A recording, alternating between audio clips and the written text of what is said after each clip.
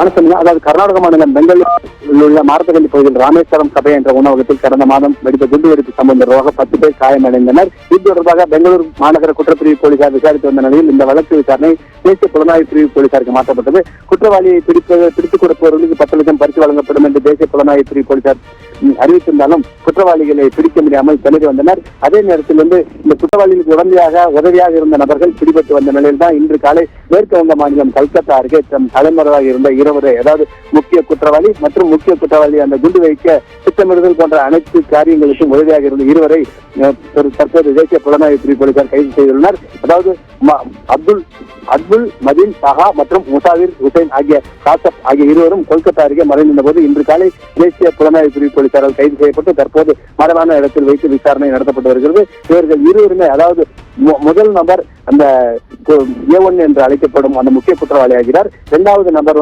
அதாவது திட்டமிடுதல், செயல்படுத்துதல், அதை தப்பிக்க வைத்தல் போன்ற காரியங்களுக்கு உடந்தையாக இருந்துள்ளார். மொத்தத்தில் இருவரையும் பிடித்த தேசிய புலனாய்வு பிரிவு போலீசார் தற்போது மறைவான இடத்தில் வைத்து கல்கத்தா பகுதியிலே விசாரணை தொடர்ந்து மேற்கொண்டு வருகின்றனர்.